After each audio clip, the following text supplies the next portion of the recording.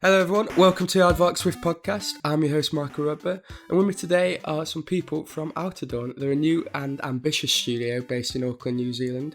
I'm talking to Caley, Staveley, the People Operations Manager, Gustav Seymore, the Studio Manager, and Alex Adjur, a 3D general artist there that's worked his way up through the ranks.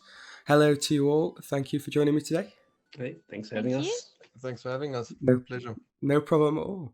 So I'll open this one up to the room then. Tell me a bit about Outerdawn, the origins of the company, and maybe where the company name came from. Caley was employee number one, so maybe she can talk a little bit about the origins, and I'll jump in about some of the name changes and stuff. Yeah, so I started at Artrix in February 2015, but Artrix was officially formed in November 2014, so we hit 8 years this year. Our CEO has always loved the idea of Kiwi ingenuity and creativity, which is why he decided to start a studio in New Zealand. And he himself is very passionate about games and is very ambitious. So with the combination of creativity, his ambition, that's how Artrix was formed. And we rebranded in April 2020. There was a bit of a name conflict for us in the US, so we thought it'd be a good time to sort of rebrand ourselves. We were sort of changing direction, changing our games. It was sort of like a rebirth of the studio, and it took a while, but we settled on Outerdawn, and we think it suits us quite well. Okay, cool. What's kind of been the general company history? Where have you come from, and where are you now? Yeah, so something else that was timely when Artrix was founded was Gameloft had a big studio in Auckland, quite large. It was a flagship studio, about 200 people working there at the time, and they closed down. When Vivendi did the takeover with Gameloft, or tried to, just before that. And so when they closed down, all these, a lot of people were let go suddenly. And luckily, the New Zealand games industry was big enough to absorb almost everyone at various studios. A couple of people started their own studios, but Artrix was fortunate to grab a lot of those people. And a lot of the sort of veterans and people that have been around for a long time met each other and worked with each other at Gameloft back then. So yeah, the studio started off small, as Caley just said, started picking up those people from Gameloft, and they tried a couple of projects from there. A couple of failed experiments, some prototypes, and then 4.5 years ago, I joined to give the studio a little bit of direction and a change, and that was around the time that we started thinking about a rebranding. We cancelled a project that we were busy with at the time, and then started our current projects, which one of them is a casual mobile game called Mana Monsters. It's a match 3 game where you collect monsters. That's been worldwide. That's been out for quite a long time now. It won Google Casual Game of the Year award for Latin America and some regions in I think it was 2 years ago, which is great. But financially, it hasn't really met our expectations, and it's still being supported by us. But currently, the studio is focusing on its new title, new flagship title, which is Grimguard. It's a turn-based tactics game, mid-core, hero collector, also mobile, and that's currently in soft launch. It's not available in all regions. It's Australia, New Zealand, Finland, Singapore, and Canada. But the metrics are looking good. It's looking really positive. We're quite pumped and hyped about the game. It looks great, and it's performing really well. So we're quite hopeful for that title. And then we also have a PC game, which is Goblins of Elderstone. We just released our beta 1.2 today, and a demo, and we've got some promotion happening this weekend as well. So by the time this podcast airs, it'll be over. But anyway, there's lots of things happening there in terms of the Goblins of Elderstone. Like I said, PC title on Steam, which will be in its final release in the coming months. We've been accepted into the Indie Arcade at Gamescom as well. So we'll have a big showing there in Germany. And so, yeah, we're quite diverse. We're working on 3 titles, essentially. The majority of the studio is working on Grimguard, which, as I said, is the flagship. which we're very excited about. And in the recent years, we've hired quite a few grads from Media Design School, which have worked out fantastically. Alex, who you'll hear from later, is one of those that's been promoted in the meantime, and he's been great. And yeah, so we've got a really good mix now of really talented, passionate young people and sort of older veterans that have experience that they're learning from. So yeah, it's a good mix, and yeah. Well, a lot to unpack there, Gustav. I don't know where to begin with all that, to be honest. I'll tell you what, we'll start with the people that work there. So you started, as you said, that many people came through from Gameloft. I imagine that the team that started was quite a senior team, and then obviously now you've expanded into hiring grads like Alex and stuff. How would you describe the culture now and how it's developed and kind of what the general structure of the studio is? For a long time, it was just me by myself, so we didn't have a lot of culture in the beginning. But when I slowly started to hire a lot of people, I hired about 13 in 2 weeks. It was quite a busy time, and it was almost like a little bit of a mini Gameloft, and we've really had to sort of define our own, like what is culture for Outerdawn or Artrix, and being able to bring in new blood has really helped to sort of, I guess, evolve and cultivate that.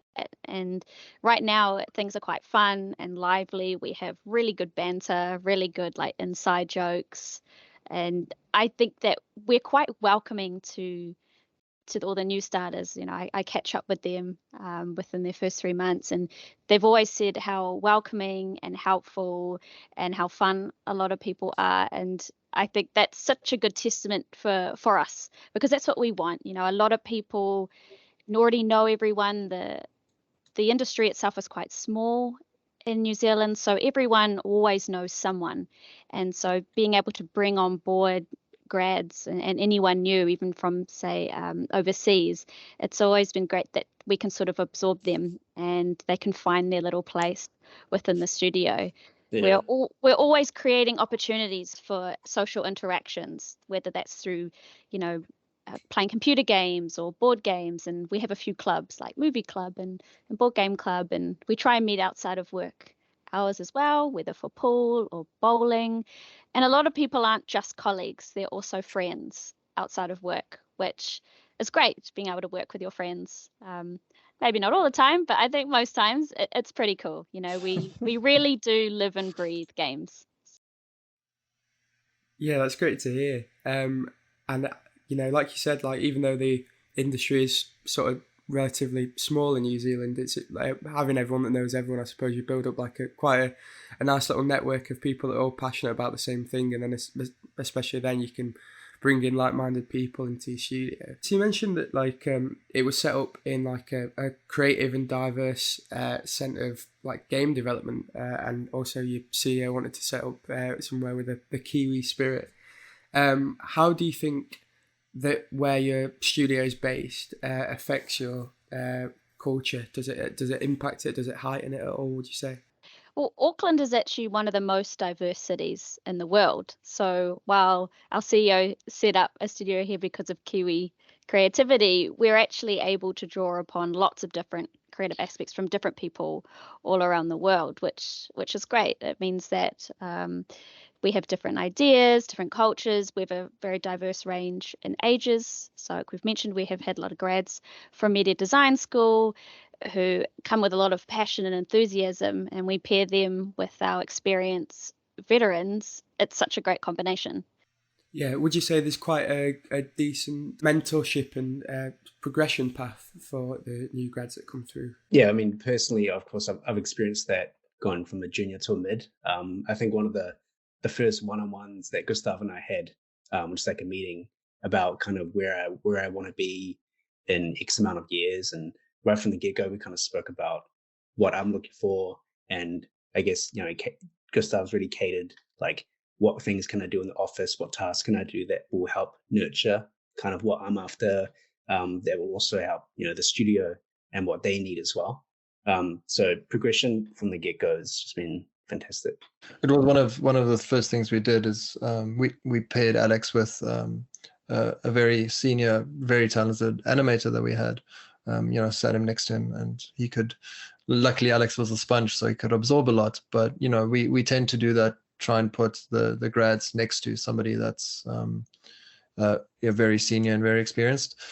We've been remote for the last year, so unfortunately, some of our new grads don't have that advantage. But once we're back at the studio, we'll pair them back up with people they can learn from. So yeah, it's really useful being able to just tap them on the shoulder and say, hey, can you quickly show me this and that? And I don't really understand this, and they're more than happy to help, which has been awesome. Alex, so obviously you've done it firsthand, and you can sort of testify to Outerdawn's progression path and mentorship and stuff, and it seems like a really great place to start your career.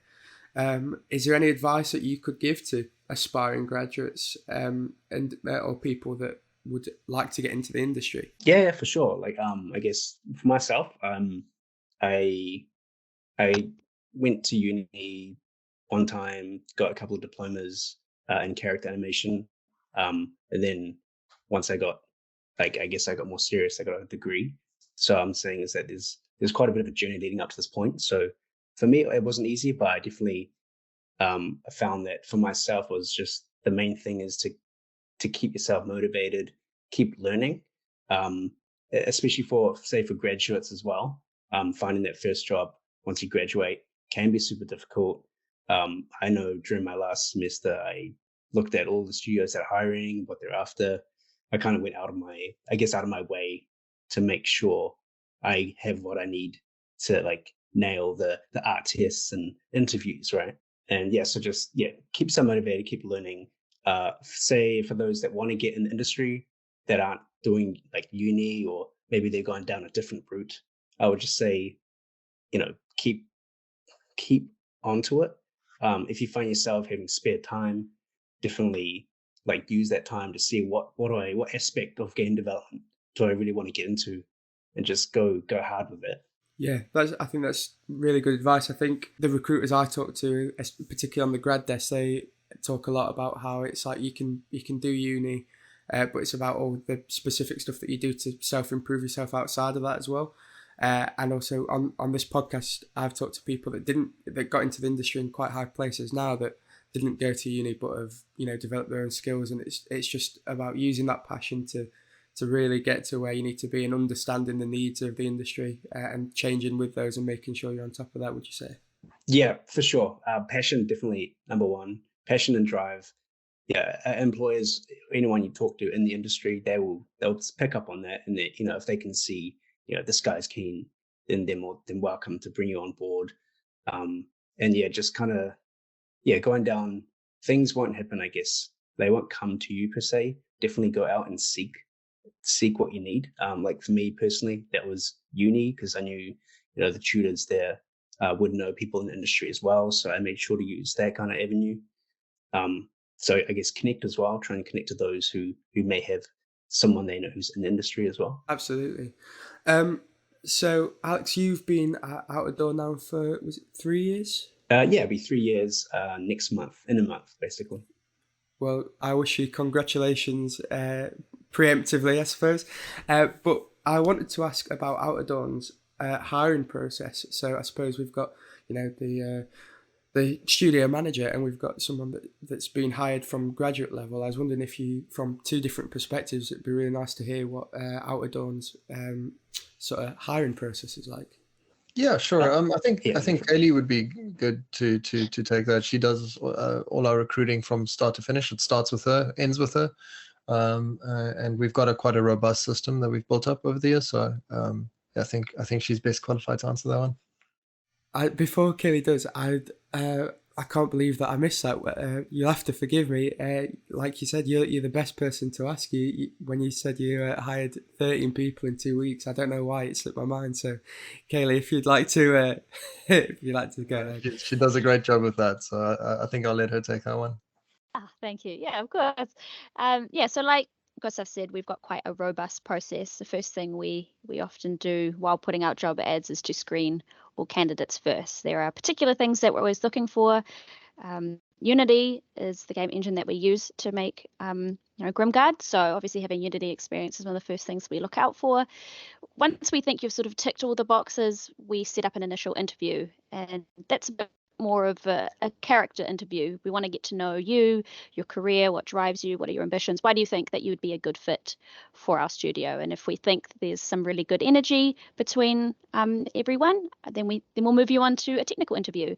And if that's you're either applying for as a programmer or an artist, you will interview with our tech director or our art director. And if that's successful, then you'll move on to the testing phase.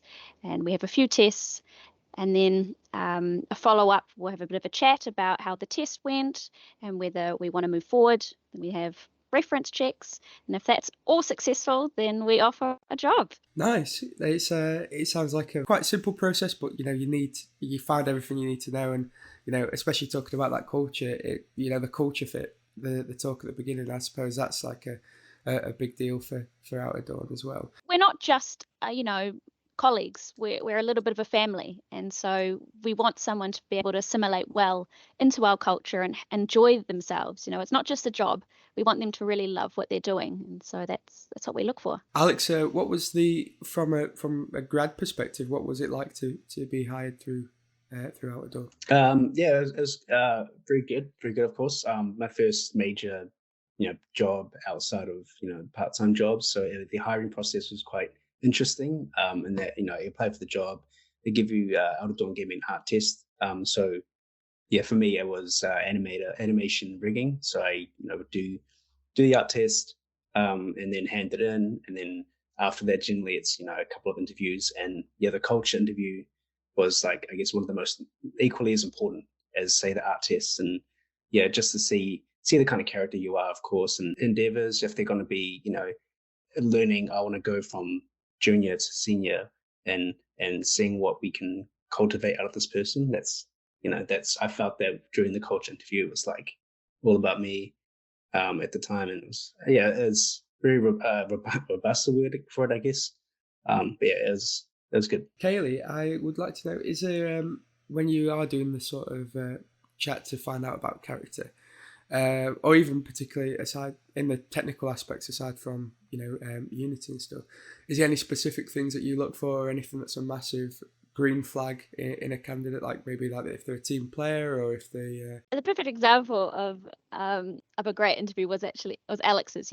A character interview isn't just only getting to know them, it's for a candidate to get to know us. Because if you're going to come and work for us, especially from someone who's traveling all the way from overseas, it's important that they also like us, they get along with us as well. But obviously being a team player is also up there as well. We're not just individuals working solo, we are a unit, and we're very collaborative, and we do have that buddy system with a grad and a veteran. Mentorship is important to us, so if someone is all on board with wanting to help others or to learn from others, that's a perfect green flag for us. So I'd like to take things a bit more back to the development side of things. Obviously you've got two projects that you're working on in development stages, being Goblins of Elderstone and Grimguard. Whatever you can say, obviously I imagine there's quite a few NDAs and stuff like that, but what could you tell us about the development stages of Goblins of Elderstone and Grimguard? Perhaps sort of like what stages it's been through in development, maybe ideas that have changed, stuff like that, any issues or positive things that have come out of that so far. So let's talk about Goblins first. That's had a very long development journey. From it was originally my indie game. It had a Kickstarter 7 years ago. I don't even remember. It was the most successful video game Kickstarter in New Zealand until recently, actually. Until last year, as it was still the most successful. So it was a Kickstarter. It was an indie project that I did with a friend at the time.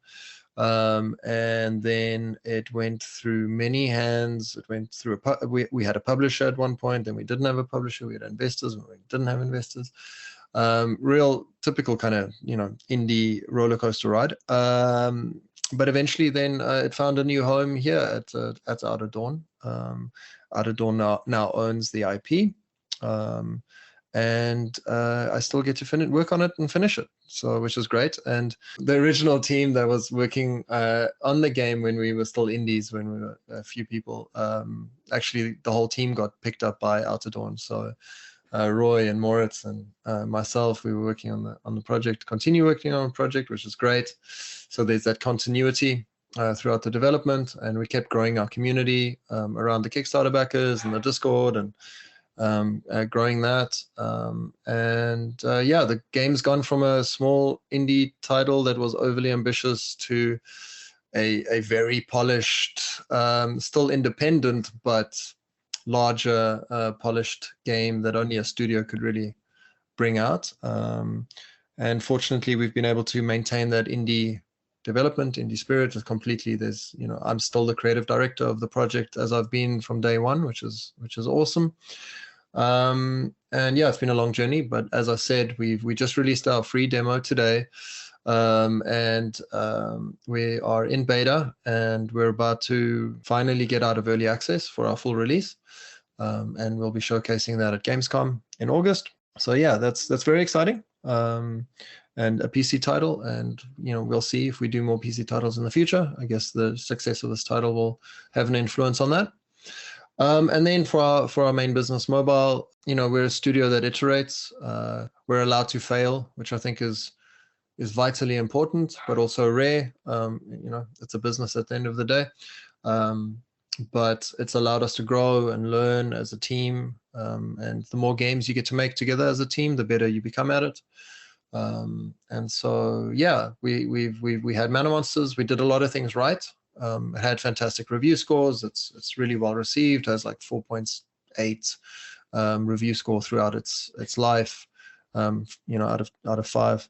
It won the award, etc. It was very well received. Many people played it, but we also did a lot of things wrong. And so we've learned from that, and we've taken that to Grimguard, which is more mid-core, which I think is a bit more in line with everyone's passions as gamers.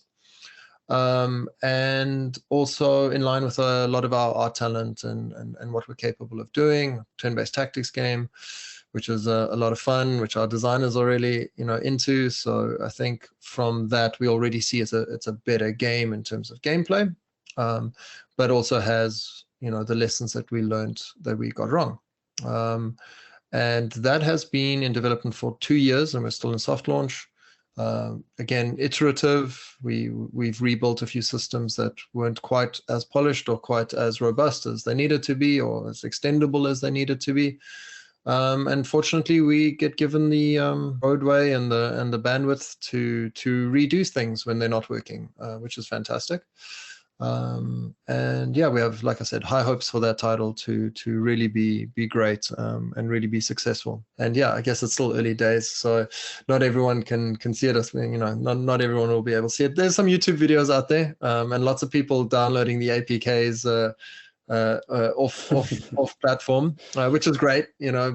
We had more people downloading it through APK websites in the first week than what we had in our soft launch areas, and that was a completely silent soft launch. So we know there's a lot of excitement about the game, and that's cool for us. So we're pretty hyped. It's a cool game. I like that you started it came from your idea, the Goblins of Elderstone. I imagine that's quite a passion project for you, and it's probably really nice to see it flourish from just a small person team to being fully supported by the studio. Yeah, I mean it definitely is. It's my baby, but that can be a curse sometimes as well. 7-8 years later, you're still working on it, and you just want it to be done. You want to move on. Your life's short. There's a lot of games I want to make. So I want to move on to making some new things. But it is fantastic being able to see it grow from where it was. And I still have everything's recorded. I've got hard drives full of old screenshots and videos and gameplay, and I compare it to what it looks like today, and it is a completely different experience. It's a completely different game. The quality bar is so high, and the guys at the studio have added so much to that game. It's so beautiful, and it's so high quality. I could never have done on my own or with a small team. So We're still a small team. We're only like 5-6 people on it, but we've been given the time to really make it amazing and polished. And it's fantastic seeing that journey and finally having that game come to fruition to the final vision of what we had in the beginning. So yeah, it's rare, and I'm very grateful for it. That's cool. I think it's nice as well that you managed to keep your original team too. So you said that the response, was great, even from like no promotion or anything like that. And, so far you've had like some really positive support from your community. It seems like you're a community driven studio. Like when I was, researching the company for this podcast and seeing the regular news updates that you're doing and all the things that you've added and the feedback that you've been listening to, also allowing Kickstarter backers to add their own heroes, for example, to the game, utilising Discords, all that kind of stuff. How do you think the support has been for your previous projects and the current projects in development? How has the community sort of rallied behind you for it? Sure, yeah, it's a really good question. It's a tricky question as well, because in some ways that's a lot easier to achieve on a PC title. It's a different kind of expectation, and having gone through Kickstarter, it kind of naturally grows around it. I started off with my 500, 600 Kickstarter backers, and I grew from there, and you just keep adding the layers onto it. Back then Discord didn't exist. We had Twitter, and we did some Reddit posts and that sort of thing, but Discord's grown around that now. Whereas with mobile, it's a little bit more tricky, because you tend to soft launch, so your early development of the game is very limited in like different countries. So people discover the game on YouTube, and then they want to have it, and then they're angry that it's not out in Poland yet, or it's not out in wherever they're from. And it's great feedback because they're excited about the game, they want the game, which is awesome. But we can't include them in the community yet because they don't have access to the game, and so they kind of have to wait, and that can create a bit of friction. And also, I'm not sure. I mean, some games are changing that, and certainly the Supercells and those sort of studios that have more core gameplay have big communities around them. But when it comes to mobile, it's just not the same kind of growth we see. People ask us for it, but again, we're hesitant to open a public Discord where a lot of people will come in and they can't get access to the game, and we're still testing features, and it's still kind of like a soft launch kind of situation. So certainly when we launch and it does well, we will open that up. We've learned from Goblins how to do it. And as you said, I think we've done it really well with Goblins. We've grown that and nurtured that community, and we're very responsive and answer. And we will apply the same to Grimguard when it's finally global and everyone has access to it, and we can do it properly. But it's very tricky with mobile when you're doing soft launch and it's region locked and you're testing different features and stuff. So, you're kind of doing like a public beta test, and it's a little bit more tricky. So, but hopefully we can finally open it up to everyone when we get there.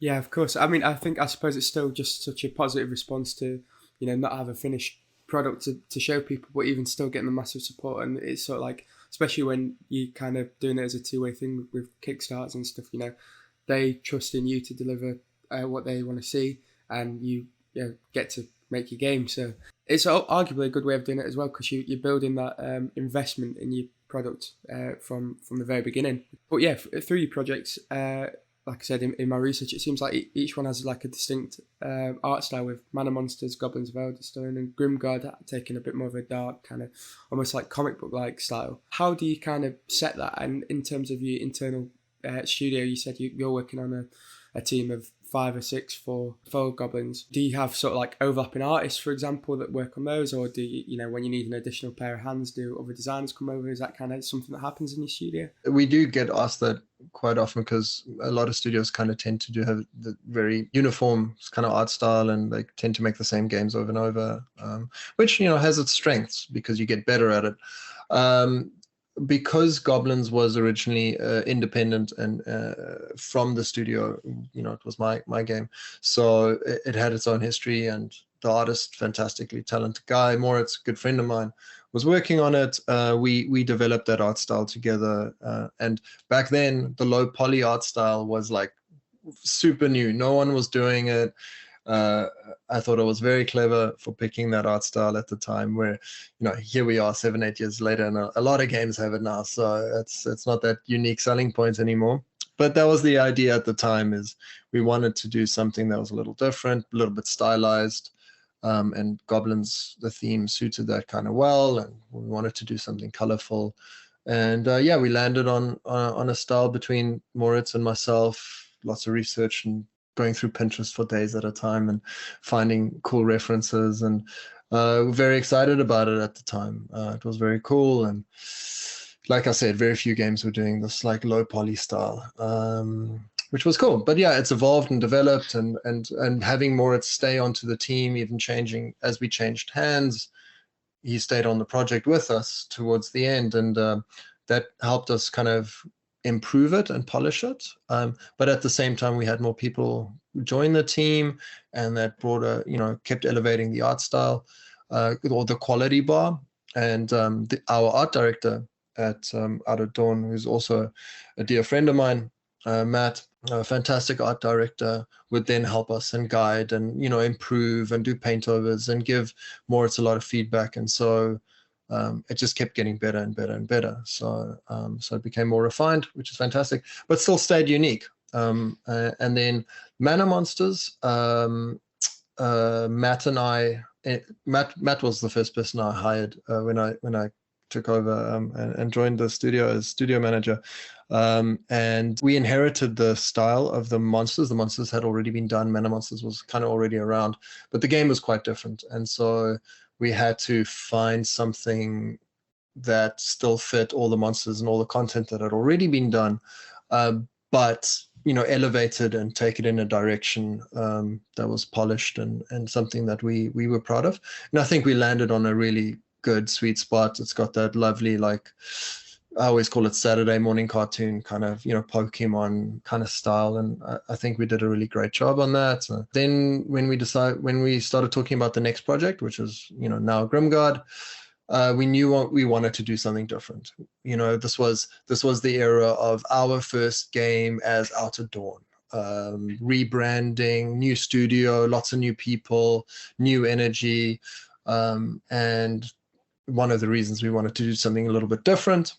We did lots of market tests, and we had some really world-renowned concept artists that we got in to do some concepts, and we did lots of different art direction tests, and we did a bunch of red door tests and marketing. And what did we ended up with? I think we really like. I think it's really badass. It looks cool. It's colorful, but it's still, like you say, that comic book style a little bit, but fits the kind of dark fantasy, but not too dark that it will put too many people off. It's still broadly appealing. But yeah, we really dig it. Matt is a fantastic art director. And yeah, in terms of who's working on it, so for Goblins, it was one artist that was been with the project from the beginning and through to the end, so that held that consistency. But we would have people from other teams and concept artists and UI jump in and help where needed. With Mana Monsters, Alex worked on Mana Monsters for a while. Now he's working on Grimguard. I think you may have done a thing or two on Goblins at some point or another. I know Jason did a lot. I had like a rundown just in case you needed an extra hand. Yeah. That's right. Yeah. So yeah, lots of people are shared, and every project's open to everyone as well. If ever anybody's interested in working on one of the other projects, we're totally open to that as well, because the nature of the beast with free-to-play mobile games is sometimes you're stuck on a project for 4 or 5 years because it has a long lifespan, and so people want to move and do something else, and that's totally cool with us. So. Yeah, that sounds great. Lots going on there. Yeah, sorry, I can rattle on. I mean, I can't fault it. It's nice to hear, and it's nice to hear someone talk about something that they're so passionate about, especially as a studio, and hearing all the different angles and avenues that you've gone down and the thought behind everything and just the development. It's a great story to hear about, and especially, the feeling that it seems like you've got in the studio now is that it's like a new beginning and you're ready to start on this kind of new adventure. Is there anything that you could tell me about your plans for the future? And I suppose I'll also open it up to the room. Gustav, you were saying about how you got the Google Award and as well most recently getting into Gamescom. So what is it like to come to have that kind of background and winning that award and taking that forward into the future? Then what are some of the plans and what are you excited about, and where do you see the studio going? Yeah, that's a pretty big question. Yeah, we've won the odd award here and there. Goblins has won a few little indie things and been finalist, and Grimguard has been finalist in a couple of like local awards, and which is great. It's really encouraging, I think, for everyone working on the projects. It's validating that we're doing something cool and that people appreciate what we're doing. But ultimately, what's going to matter at the end is that these games are successful and that we're building IPs. The objective of our studio is to build IPs. Long-lasting IPs. Our CEO, our founder, is extremely ambitious. Mission number one is the best game studio in the Southern Hemisphere, and that's where we go to first, and then we want to rival any studio in the world. We get the resources and the support we need to try and achieve that. Like I said earlier, we get given the freedom to fail and try things that maybe are a little bit risky sometimes business-wise, or take some chances. But he has a lot of belief in us as a studio and as a team, which is fantastic. And so yeah, we get to do some fun things and work together as a team and do things properly, and redo things if we need to. And take an iterative approach, which I think is really important with video games, because fun is this magical thing that you can't always define. And so yeah, we have big ambitions. We want to grow. We want to open more studios. We want to take on the world. But it all starts with having some successful titles. And so that's we're at that cusp of that. We've had one title that it was critically well received, but hasn't kind of kicked off as well financially. Goblins is looking to do really well. It's on track, but time will tell. The next few months will be critical to see how the marketing goes and how well it gets received, and that can be tricky. There's no guarantees. And then Grimguard is looking like it's on track as well. So we're always ready for that success. And if it's not Grimguard, it'll be the next title. We'll keep making them. We'll keep learning. We'll keep getting better as a studio, and it's inevitable that we will be successful and grow. And if we keep hiring great people with great attitude and passion, then it can only go up. I'm not sure if that answers your question. It was a bit sort of open-ended, but from my side anyway, that's my responsibility to get us there. So that's what I suppose your long answers, Gustav, are giving me long questions as well. So, Alex, I'd like to ask you. Obviously, joining the studio, Gustav's said about how the ambitions for the future, and really wanting to be like the biggest company in the Southern Hemisphere and stuff like that. As your first kind of role in the industry, what is it like to work for a company with like such high ambitions? That was one of the things that like really got me excited to work for Outerdawn. Is like for me personally, it's like of course I've got these ambitions of like I want to make the best game ever, and so but like joining a company that has that same ambition, that like I know it's really like excites me, and I want to help make that happen as well. It just stirs up some motivation to me, and I'm lucky to have such I guess senior people as well in the company who they've been doing it for a while. They know what they're doing. Gustav's got all these plans for the future. Yeah, it's nice to be not just along for the ride, but like being able to be a part of this. And when we do make it, of course, inevitably, looking back, it's like really cool to have that goal. It's ambitious, but knowing that we can do it, just keep going. Even from when I first started, now we've got multiple games that I didn't even start working on when I first started. So it's really cool to like, what's the next big thing, and how much further can we take this new idea that we're doing? It's really exciting. And then obviously, so I do this podcast on behalf of Aardvark Swift, and we're sort of a recruitment partner with you. Our listenership are kind of candidates and people looking for new roles, some grads. I was wondering, maybe Caley, you might be the best to answer this. Do you have sort of a closing message to people listening? Why should someone want to work at Outerdawn?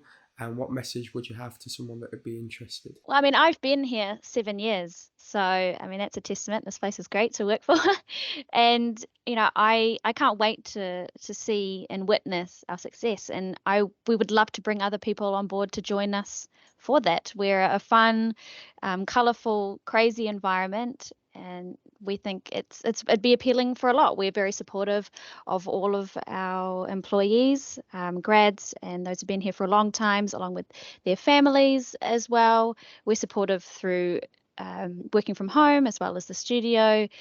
We've got great benefits. I can list a few. We've got a fantastic health insurance plan. We've got gym membership allowance. We've got wellness days. We've got working from home days. Plenty of social activities. Friday games. We've got great coffee. it's just such a great environment to be part of, and we want people to be able to experience that too. So please come along, apply. New Zealand is known for being quite a country that is very adventurous. We've got a lot of really cool, like adrenaline sort of pumping activities. We've got beautiful landscapes. The amazing thing about New Zealand is the North Island and the South Island are very different, and anyone can find the sort of thing that they're looking for in both places. I mean, Lord of the Rings was filmed here, so come and visit Mount Doom. It's great. Might not look quite like the movie, but you can snowboard on Mount Doom. Yeah. Which is really cool. I know what I'm doing when I can afford it. I'll be straight there. We're accredited, so we help with the visa process, relocation, the whole thing, and we are looking to fill roles internationally, especially seniors, like really, some pillars. We need some people with great leadership skills and senior and that have shipped games to help us, mentor these great, talented, passionate grads that we have, and to keep that balance. And so we are looking to hire from anywhere in the world, as long as they have a great attitude and they're passionate. And have the experience. Obviously they have to meet certain minimum criteria obviously as well in terms of getting a visa, etc. But we are also hiring locally, and there's some remote roles in terms of doing contracted remote contracts as well for certain roles. It doesn't work for every role because of the time difference. It's one problem with New Zealand is the time difference with Europe and even the States is not ideal. So it makes some of the remote positions kind of untenable. But we do relocation. We offer visa support. We're accredited. And we have a great relocation package and all the benefits Caley just mentioned. And so we're looking for some really enthusiastic, passionate people with a great attitude that want to come and be part of Outerdawn. Yeah, well, all that sounds great. Thank you all for talking to me today. I think I'll have to wrap it up there, but it's been a pleasure talking to you all, and I think it's been really informative. And if you are listening and you'd like to work with Outerdawn, as Gustav said, they hire from all over the world. So if you would like to participate in snowboarding down Mount Doom, then please do contact us. All the roles that we have available with Outerdawn are on our website. So email us or give us a call, and we'll be able to get you in touch with the lovely people there. So thank you, Caley, Gustav and Alex for joining me today. Thanks a lot, Mike. Thank you. No worries. I've been your host, Michael Redbert, and this has been the Aardvark Swift podcast. Cheers.